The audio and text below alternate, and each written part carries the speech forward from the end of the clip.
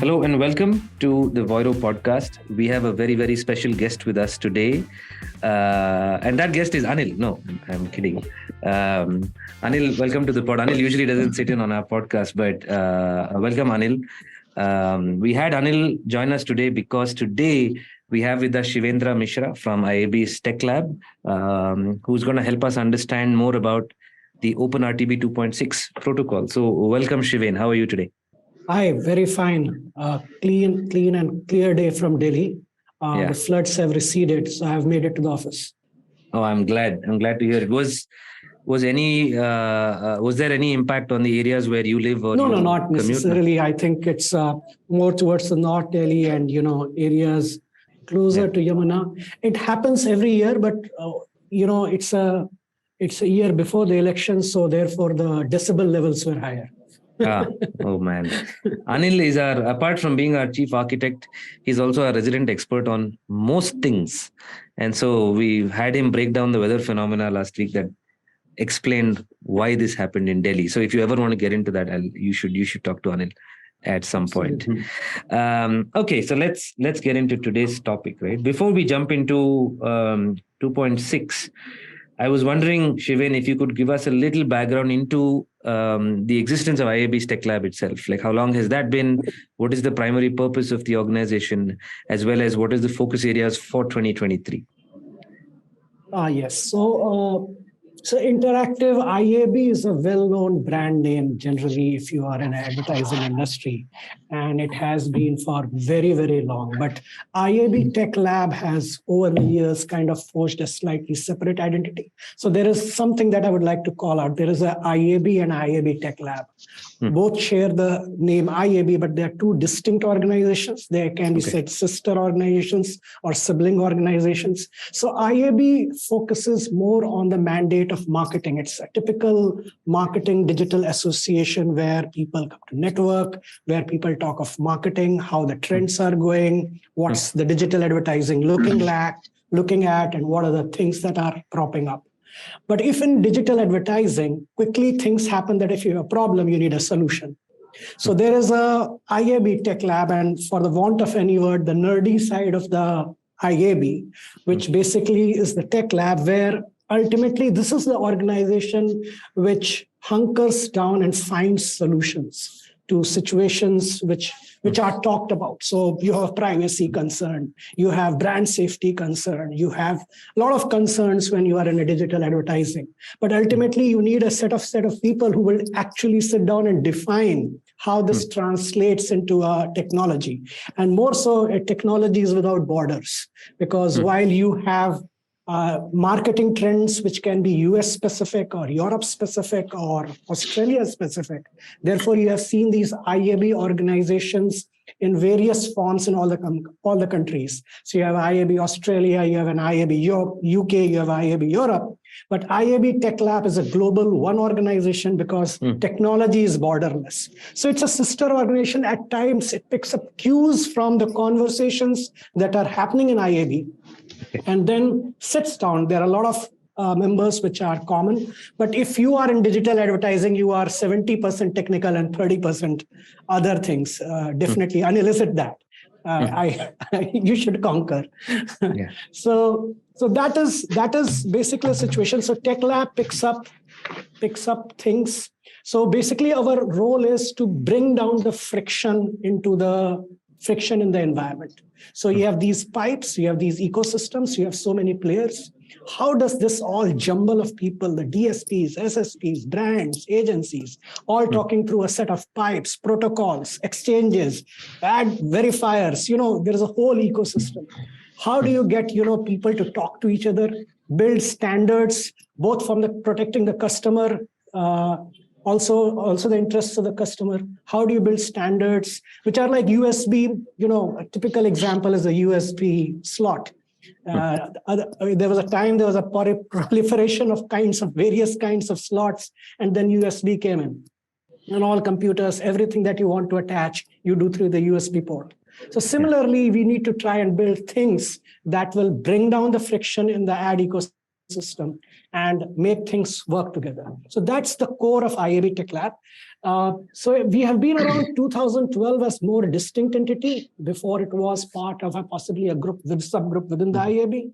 But over a period of time, everybody understood that it needs to be a core mandate to drive technology initiatives. Understood. And that's how we have been around from IAB Tech Lab has been around from 2012. That's a fantastic history. And before we jump into the Tech Lab's priorities for 2023, Anil, I had a question for you, right? Shiven talked about standards such as USB, right? What is it that is necessary for the proliferation of standards when you're talking about technology without borders, right? Because it's not like the IAB Tech Lab can mandate these protocols. It's not like they're a government body that can set policy, but they are a body that has achieved a certain level of respect where they create the standards and you have an ecosystem of organizations who follow. We will get to this in when we talked about IAB RTB 2.6, but it's an example of how several SSPs and DSPs are by June or July of this year going to actually adopt the protocol, right? So what is it that's important and what needs to be done to drive the proliferation of such protocols and standards when you're not the government, so to speak? Yeah. So I think USB is probably not a good example because the USB was backed by big tech companies. So it was, if I'm not mistaken, Intel, IBM, these guys got together and came up with the standard. And because they have monopoly over the actual building of chips and computers, it wasn't that difficult in terms of getting forcing computers to actually use it. USB also was the earlier USB. While it was convenient, it was not as convenient as the USB-C that we see today. And the USB-C also had Apple in the mix, and Apple kind of forcing it down everyone through their MacBooks and iPads, which is why it's become so popular today, right? I know that the iPhone still is not migrated to USB-C, but Apple was one of the early adopters of USB-C, surprisingly. I think with USB, yes, there was a huge industry backing for it, which is not the case with IAB, which is kind of an independent body, right? There is a difference. I think I'm sorry to bring this example in, but I think absolutely go ahead.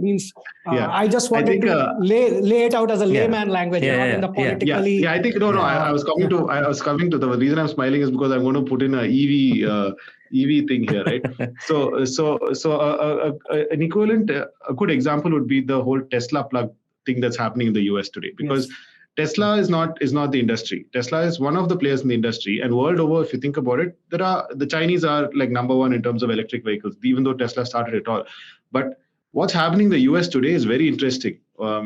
Everyone is moving to the Tesla plug, and that's for two reasons. One is that the plug is a lot better than the universal standard that's there in the rest of the world, and also because Tesla has done the job of making their chargers very popular.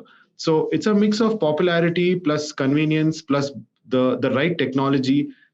All these things work together, and that's how I think these kind of protocols become popular. Yeah. So there are other protocols like the internet protocols themselves, but again, those all came in the beginning. Whereas these protocols that we're talking about here, they're all newer ones, and it's all about the convenience plus the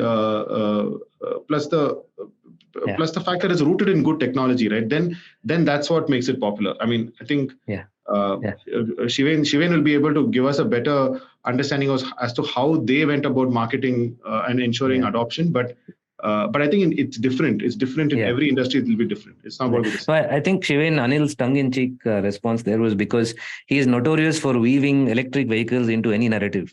Absolutely. I mean, Wi-Fi protocols, communication protocols, Bluetooth protocols. There are n number of industries. I just wanted to put it on a layman's perspective. No, it makes because sense. You also have politics in in the ad industry, but better left to the big guys themselves. But yes, the idea is to collaborate. It is. And I think both you and Anil touched upon one point, right? You said the tech lab is the nerdy side and it has people with actual technology chops. And one of the things Anil mentioned is with any standard or protocol, it has to actually solve a problem and be technologically sound, right?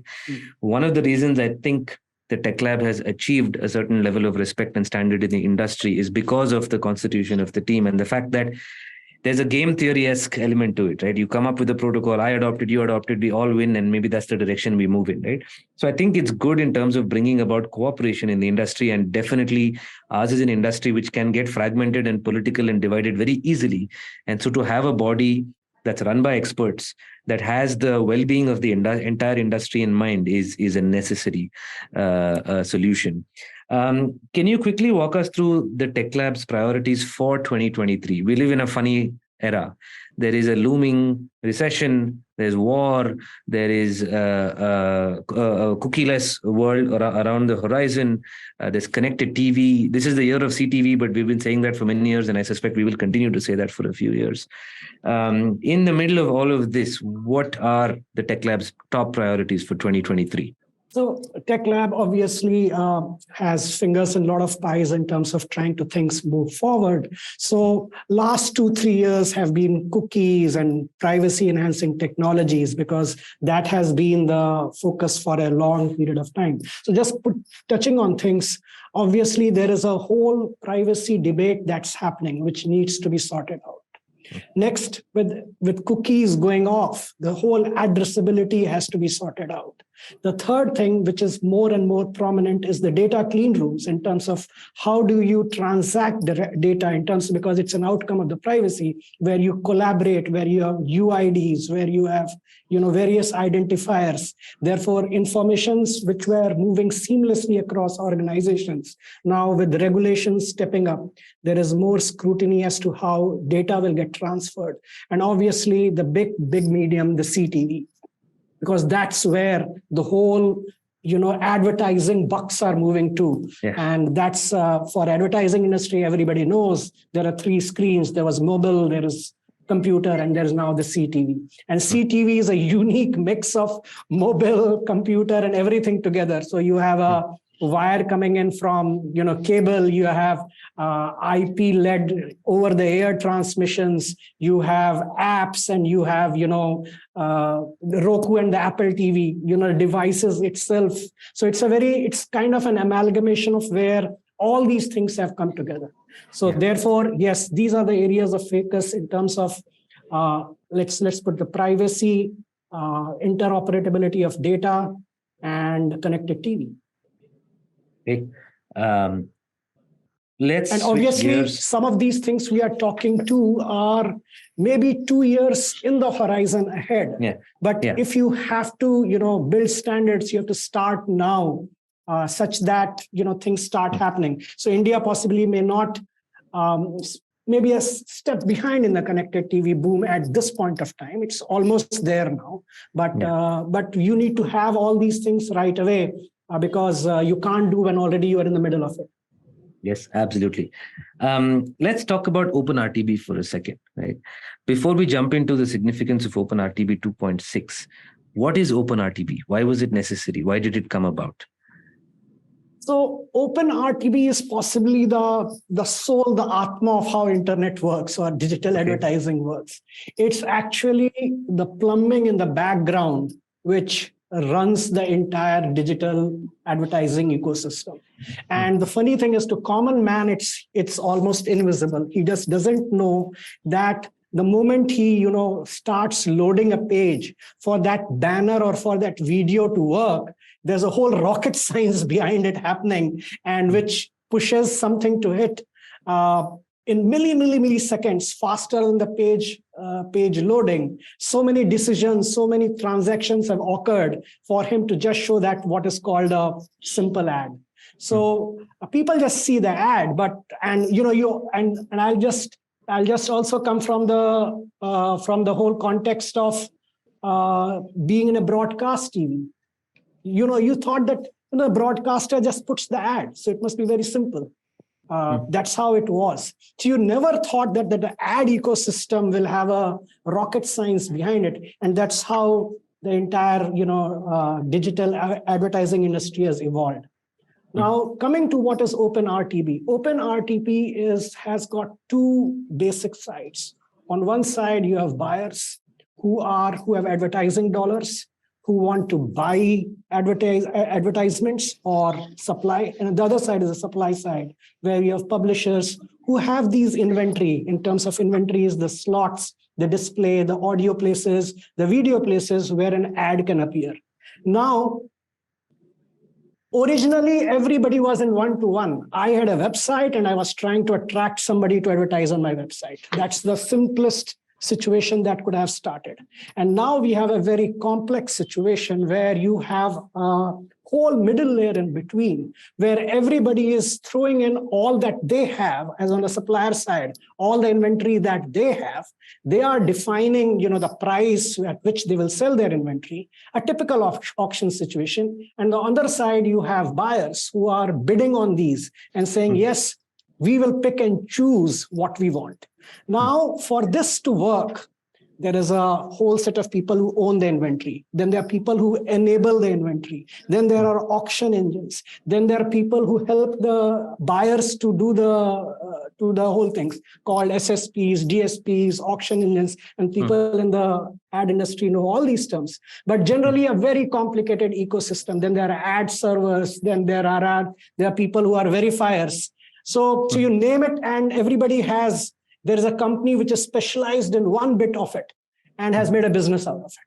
And how does this whole ecosystem works? Whole ecosystem works on OpenRTB. OpenRTB basically defines the set of rules under which how the information from the supply side will move to the buyer side, and the buyer side will respond, and the auction would be closed. Okay. So actually, it is what the spirit of internet was: various things coming together, unknown set of people coming together, and able to do a transaction. So, Shivendra, if you could just tell us a little more about all the parties involved, right? When you say sellers, buyers, does everyone have to adhere to the same protocol, or are there other protocols that people can interconnect with, or does everyone on the ecosystem have to be on the same protocol? So look, OpenRTB, as it's evolved, obviously has what is called versions. Okay. And the versions have what is called, there is a minimum thing. It's not necessarily. So if you are a mobile player, you may need not implement everything of it. But whatever you implement has to fit into that protocol, because otherwise the exchange or the collaboration will not happen.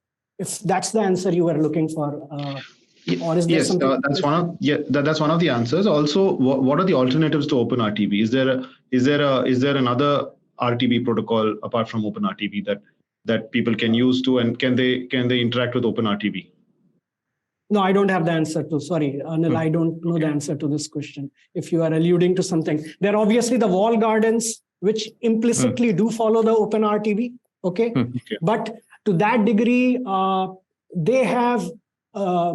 Everything is within one boundary wall. So if you look into the wall gardens, again, it is not that they are not following the same RTB protocol. And today, wall gardens allow their own inventory to be sold, direct deals to be done, even otherwise. So they also have created an open system that you necessarily need not buy, but I can come to you and enable everything for you. So if that way, the universality of OpenRTB is almost throughout the ecosystem in terms of protocols. But obviously there are wrappers around it. But if you go and look onto the hood, there might be some in the way that's presented to it, but it's OpenRTB that literally almost runs the advertising industry. But yes, technically OpenRTB is definitely called the protocol which is outside the wall gardens, as specifically in terms of naming conventions. Okay. Anil, would it be fair to assume that if there are some parties who adhere to the protocol and some do not, then it will hamper the ability to transact and buy and sell ads freely, or does it hamper sort of the efficiency of the transaction? Yeah. I think that will be fair to say yes. Yeah. Because I would imagine that when OpenRTB came about, there must have been a transition process. There must have been a time when, because all these parties have existed for quite some time, but there must have been a time where everybody was getting on board.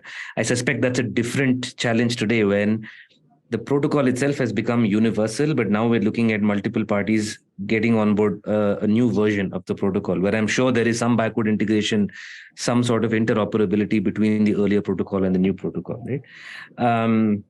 My overall understanding of the protocol itself is, like Shiven said, it's a standard. It brings everyone on the same page. It creates the rules for sellers to share inventory data, in what form, in what level of granularity, and it enables the data that must flow back from the buy side, from advertisers, right? But more importantly, I think from a business standpoint, it allows for a fair exchange. It allows for buyers to know that they're paying for something of value, and it allows for sellers to basically be able to take something of value and put that out into the market. Shiven, let's switch gears into OpenRTB 2.6 for a second, right? Before 2.6 came about, what is it that the industry was held back from doing that 2.6 is now able to unlock? We are currently at 2.5, as I would assume. Yeah. So I think important 2012 when all it got formalized, and you are right. So it was first a group of companies on buy side, and 6-7 companies just came together to start building the OpenRTB protocol. Okay. And then more and more people have joined. And since today, if you go to the OpenRTB group page, there are hundreds of companies who are part of that OpenRTB group in terms of defining the entire protocol. So it has become participative and grown over a period of time. So obviously it was a small set of group, and then it just brought people, because you need a same plug for you to, all to talk to each other. And so that's how it has grown. But who's developing the code base for this protocol? Where does it sit? Because I know that, or at least I've heard that in the case of UID 2.0, while it has been open sourced and technically is housed by the IAB Tech Lab, it's still, the code base is still being developed by the trade desk. What is the equivalent with the protocol? So there is an OpenRTB group, which handles this entire group, and that is what handed over the conventions, and everything is available on the GitHub in terms of and there's an AdCom model at the side of it, which at this point of time has been extracted from OpenRTB, because there are certain fields that get added on, and there was necessity to dynamically respond to the industry very quickly. And if you waited OpenRTB group to review the whole thing and start adding small things every year, it was taking a very long time. So the AdCom model has been kind of extracted and given a different life on the GitHub, such that smaller changes can be incorporated more dynamically, rather than for everything for the OpenRTB to done, because AdCom model becomes a common language, the definitions of what is video object, what is audio object, what is impression object, what is everything that is used in the OpenRTB. That becomes a language which can be used by other initiatives, brand safety or any other initiatives. So therefore, it is not what is called, captivated only by the OpenRTB group, but it becomes a common language property that can be used by other people in terms of entire building the digital network. Understood. And is it open sourced? Yes, it is open source. Yeah. And so now there is a point. It is open sourced in the sense that no, AdCom model is owned by a group. Because you can't go and it's not open source as Linux or anything. No. Yes, it is curated at this point of time by the respective technical working groups. Okay. And 2.6, I'll answer that question that before. So mobile and display were the two things where the OpenRTB was developed. And in came, as we talked about, the connected TV somewhere, 2015 onwards. So there was a core need to incorporate. Now look at connected TV. Now it had almost a semblance of being it had an internet connection, and that made it look like mobile or a computer to start off with. And therefore it became a natural candidate that it cannot scale up. So look, ultimately the question is of scale. What is programmatic? Programmatic helps you to scale. Otherwise, you are a captive of individual companies or a set of companies. It's a publisher, and a publisher, you could go out and buy ads. But the moment you got into OpenRTB, you have scaled up, because now the whole world is open for you, or you're open to the whole world the world over buyers and advertisers to come to your site. And that's what the democratization of what internet is known for. So the ad industry's democratization actually happened through OpenRTB, because I could be a small player and I can get, advertisement from Coca-Cola if my content, if my pricing, if my, if everything was right. Otherwise, I could have never gone to a Coca-Cola to get an ad. So that's what OpenRTB allows. It allows the buyers to choose what is necessary for them at the price point that they want. And if it fits into their profile, if there fits into their brand values.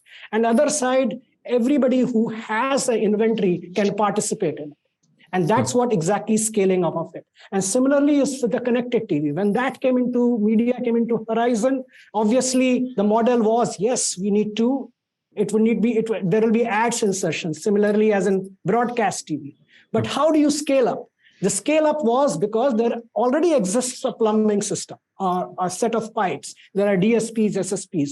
And similarly, if you port it into those systems, there are a set of advertisers, and the advertisers are the same. The buyers are the same across the whole set, right from digital outdoor to thing. And everybody now has an IP. And the moment you have an IP, you became a candidate to become a part of the OpenRTB. So that's exactly the story of 2.6 and forward. 2.6 incorporated connected TV, and further going, we have incorporated DO into it. So that's how.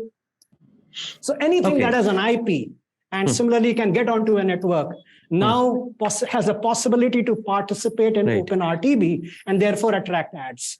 Sounds to me like you're saying there is a global conversation between pretty much the same set of buyers and audiences, but the touch points for consumers have been evolving. It started with mobile, then went to the web, or depending on which way you approached it, one of those came before the other.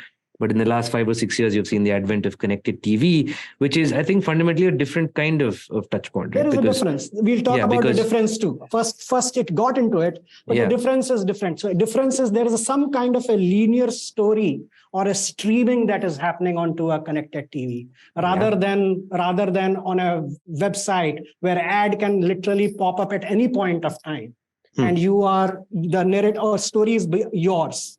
You are reading something or you're seeing something. Here there is a stream. The ad cannot, not like it has to pop in between. So there are insertions that need to happen. But is this specific to connected TV, or is it specific to FAST? It's overall wherever in terms of. It depends on various gradations. Understood. So, for example, there is a linearity. Even if you have a live telecast, understood, at this point of time, you have a slot for advertisements. And now it is for everything, because the customer is maybe looking at it on a connected TV. He's looking at a TV, and you need addressability. What was earlier that if the same ad was visible to everybody, there was no problem. Okay. The basic thing that happened was now web taught you, or RTB taught you, OpenRTB taught you that I can give you an address, advertising specific to you. Now, on the other side, you have connected TV, which is connected because it has an IP or an internet connection. Then everybody said that, why can't we show you the ad also specific to you? Now, what happens is these two things started coming together. And the moment you bring these things together, you have to have the same kind of a protocol to address your needs. But connected TV is far beyond that. It has, as I said, it has a screen where various wires are coming in to look at. You might be looking an app, you might be looking something on broadcast. So it's a cross media in terms of the ad that may be visible when you're trying to do frequency capping and otherwise. The same ad you have seen 5 times on live TV, 4 times on an app, and 3 times on the device. So there's a device, there is a network, there is a channel. So that screen is becoming very complicated, and that's possibly what is one of the key commit groups that we have formed from IAB Tech Lab, which is the advanced TV. We are trying to call the advanced TV. How do you bring all these things together into a common platform, both in terms of delivery and both in terms of measurement? Understood. So for example, your set-top box might be on and it's saying that I showed the ad, but your TV might be off. Understood. So, and there's a set-top box, there is an internet, there is a whole set of complexity. I can imagine. You're taking the biggest screen in the house, connecting it to the internet. And then who is watching? Is it the children? One-to-many watching? Showcasing it to a household and not just to an individual. Yes. Where the sort of persona of the household is, of course, infinitely more complicated than the persona of an individual person.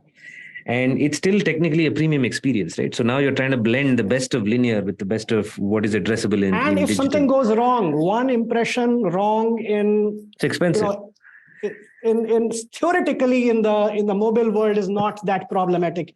One person has seen something wrong or something has gone wrong. Here is a premium experience. Big TV. You have spent $10,000 for a huge something out there. And then if your experience goes wrong, buffering. So there's a whole delivery problem. There is a whole measurement problem. There is a whole set of problems it opens up.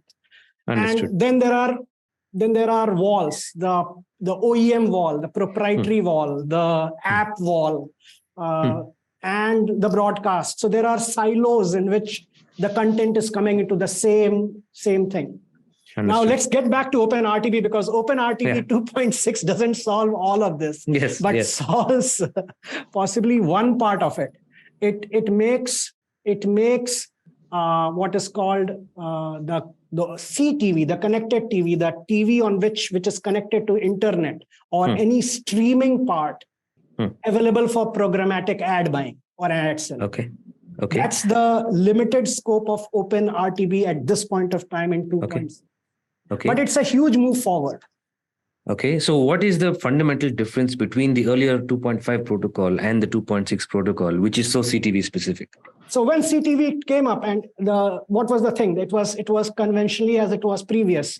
Everybody as in the web, a supplier would advertise or send a request that I have one slot available. Okay. But the connected TV, as we said, works in a stream. Usually ads, because that has become institutionalized by the broadcasting world, that after some time there is a space where ads, and it has become very effective. It is a expectation of the customer that cannot be changed, that suddenly you cannot pop up ad anywhere in a streaming situation. So there is an expectation of broadcast TV on which conventions they were working. Conventions were common both because the content producers of the same broadcasting became content producers on the connected TV. Now you have the same buyers. Now they are the same people. Now you needed a kind of a language which was similar to the broadcasting world, and therefore you could not just 2.5 started selling inventory one by one, just like in a web. One slot available, bid for it. Okay. 2.6 actually brought in the concept of a pod. Pod is exactly the same thing, which is an ad break. It's a better name for an ad break, just like in normal TV, where you, after some time of convent, there are 2 minutes, 5 minutes, or whatever, where you define a set of ads get played, and that is the premium experience of the customer that has been conditioned to. Yes. And you are now trying to replicate that same experience on a connected TV. Yes. Now, obviously, when the pod started coming up, it almost followed the broadcast language at that point of time, is in terms of saying, okay, here is a pod, and you structured it that each ad would have 30-second slots. And there are 5 slots of 1.5, means the ad pod is of 1.5 minutes, 30-second slots. So it was like a structured slot. But internet, people of internet are disruptive. Whoever has been on this new generation, the moment you say I'm defining things, they have a problem. So so obviously the next iteration of this was that the iteration of this was that now what happened in 2.6 is you can define a pod and you have three kinds of pods. A structured pod. Yes, advertiser can go ahead that in certain news, for example, or certain times, I need a very structured pod. Exactly 3 minutes, 30 seconds kind of breaks. And then there are certain other kind of situations where you are saying that I have 1.5 minutes of break, but the ads can be of different duration. Okay, so then you can also go and define that the first ad's duration would be fixed, but the next ad's durations are not fixed. Now what happens is there is also in the background that everything is becoming 24/7, because when you become connected TV, you become 24/7. Having that structured pot at 3 o'clock in the day was very natural. But if somebody is watching that at 3 a.m. in the night, the things change, because that's what you have experienced on internet otherwise. So now this kind of flexibility, which is coming into the whole system, force that to build that flexibility into the pods. So now 2.6, you can define three kinds of pods. You can define a structured pod. You can define a dynamic pod, which is a combination of structured. Dynamic pod is complete, where you just say the full length of the pod. And then the seller can choose whatever duration of ad that you want to put in. It is not completely free, because when you are sending out the spec in the bid, you are defining few things. What is the minimum, duration of the ad that can be, the maximum number of ads that can be. So there is certain kind of, parameters. It's called guide rails, but broadly it becomes free. And then third is the hybrid pod, where there is a first 1 or 2 structured 30-second slots, and the rest is free. Now, this allows the advertiser, a lot of the ideas, because now you have to make advertisement available, inventory is available 24/7 at any point of time. So you needed a flexibility to fill in that inventory. If everything was structured, the advertisers were also constrained.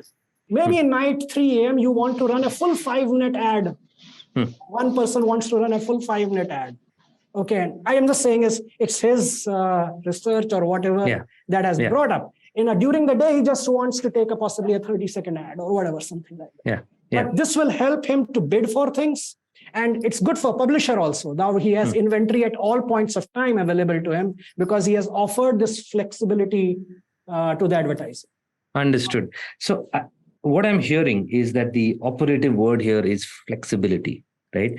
But not that is the primary outcome or benefit. The primary benefit is then, because of that flexibility, you're able to really maximize the fabric of a CTV pod.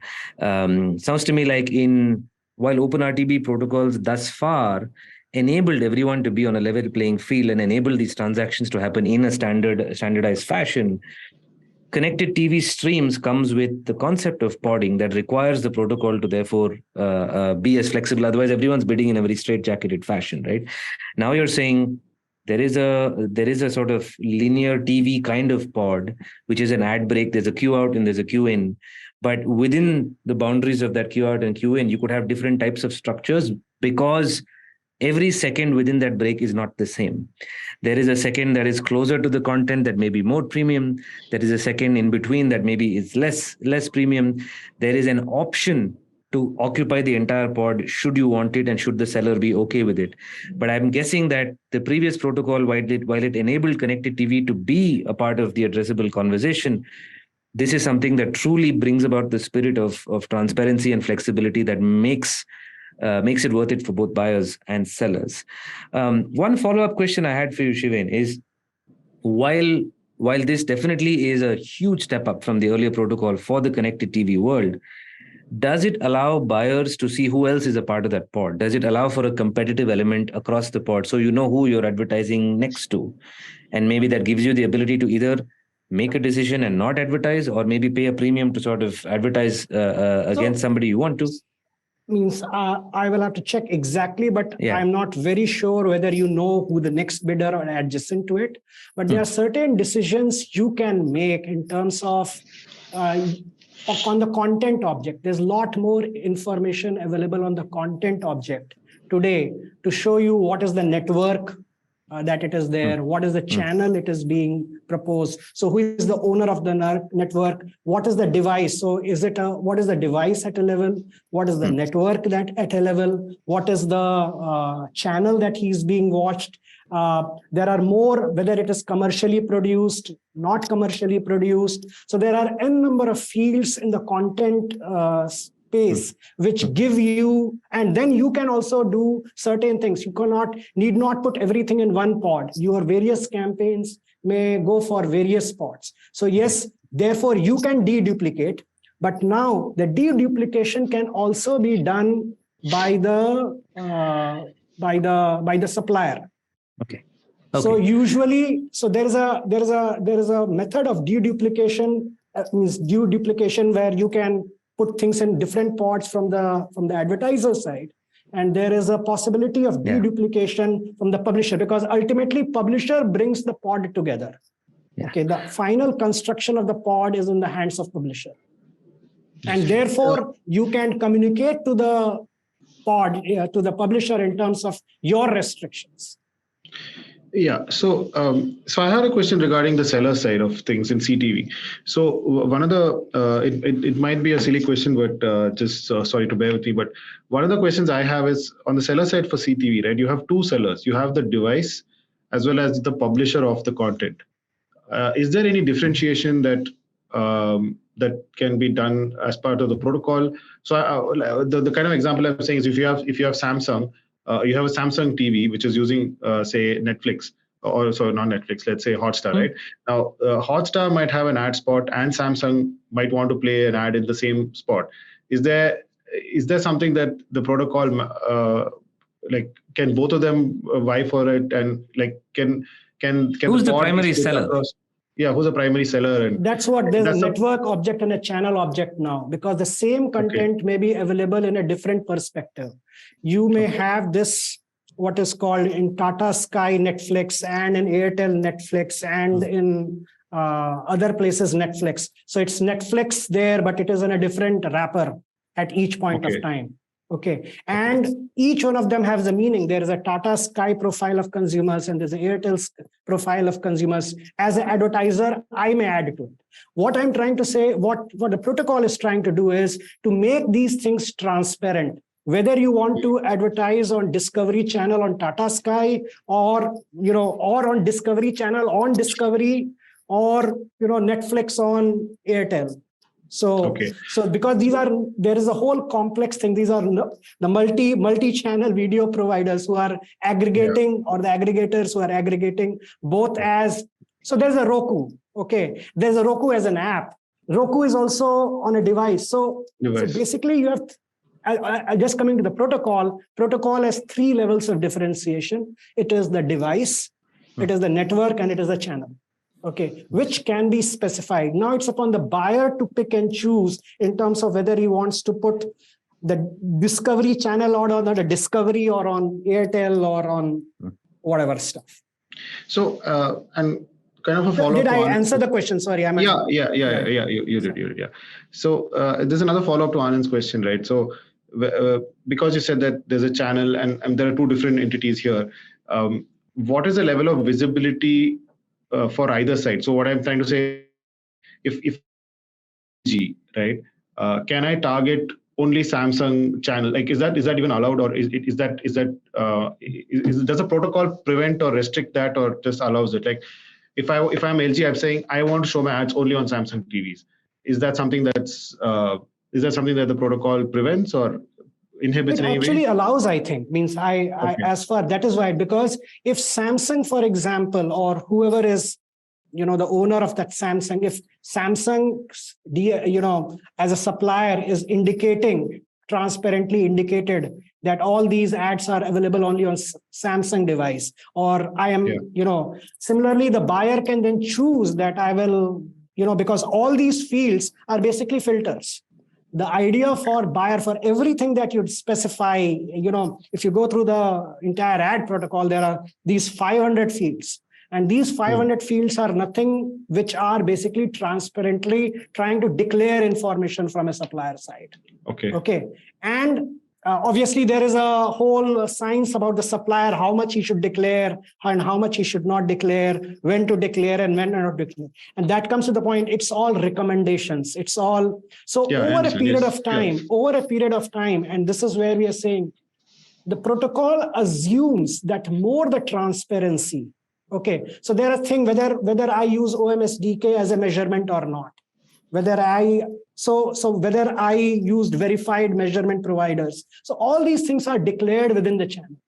Now it's the philosophy, you as a supplier and you philosophy, and that is what allows you to do brand safety as a buyer. You know, you can't go and, in real time exactly know what happened before, but you can take what is called certain kind of guidelines that only on these channels, only on these networks, only on these. For example, I'm just saying, the same network in the night may carry those funny ads, I'm selling you this and I'm selling you that kind of things, but they do not carry those ads during the daytime. So in a brand safety situation, I may decide that I will not choose pods of those kind, but choose pods of this kind.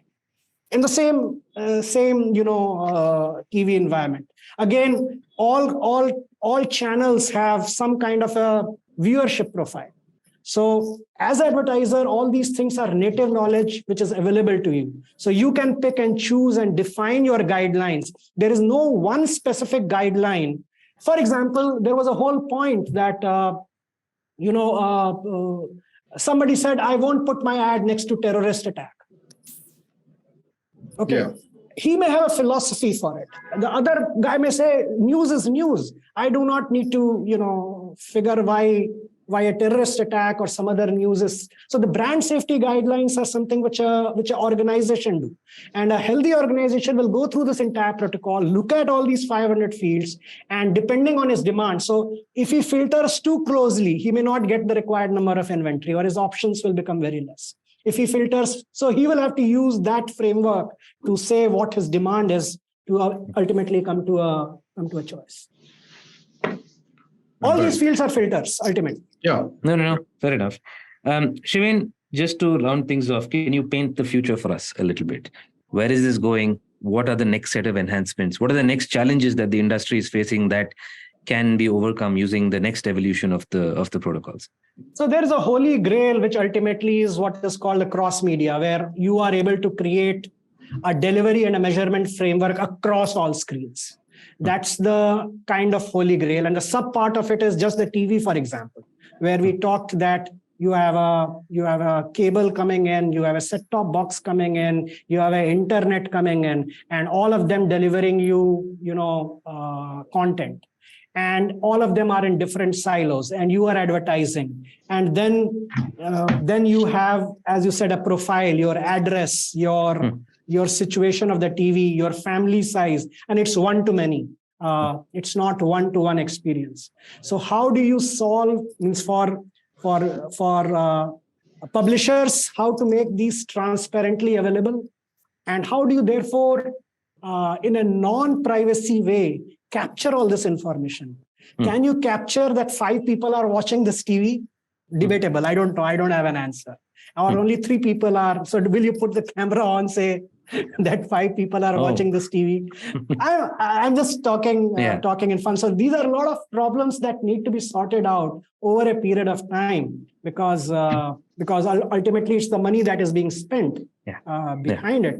And whether the TV is on, TV is off, how do you do frequency capping? He has been seeing same advertisement on networks through his Tata, whatever his set-top box. Now, why should I show him the same advertisement on the app, on the Amazon app that he's seeing? So there are so many questions that need to be solved in just trying to capture from the measurement side, and also how do you create an inventory which can be delivered across all these silos technically, that packet, the vast packet, something that can be delivered across everywhere. You don't need to reformat it. So which is what we are talking about, convergence. So finding the solution to this convergence is the holy grail, which everybody is trying Yeah, to figure out. definitely. Sounds like there is a need for a true cross-media solution across inventory, across measurement, as well as a deeper understanding of the household. And there's a itself. role for guys like you all, means specifically like, there is a stage where all these solutions or all these thinkings was being done in US exclusively. But now I think other geographies have to step up because the latency between when connected happen in US and when it happens in India, all of it is coming down. There is hardly 6 months of now the gap. And usually, hopefully in a couple of years, we would be defining things. For that, companies here have to mature to a point where they first start participating in these dialogues, understand how these dialogues are run, and then start influencing them to their advantage. And that's the last statement I said very clearly, because whoever runs these systems will always have the advantage.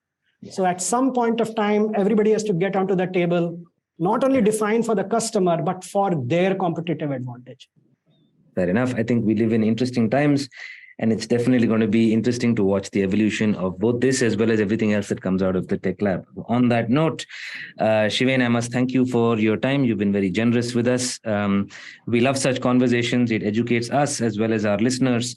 And we hope to have you back on the podcast at some time. It was an honor, Anil. In the future. Next time we need to discuss, we do need to do a podcast just on EVs then. Yeah, absolutely. I'm sure we will. Thank you, Anil, as well for your time. And thank you, our team. And get Alan to listen to it. Yeah. And thank you to our team as well, Santosh, Leena, and Gautam. Thanks everyone for listening, and we will see you next time. Bye-bye. Great honor. Thank you. Bye.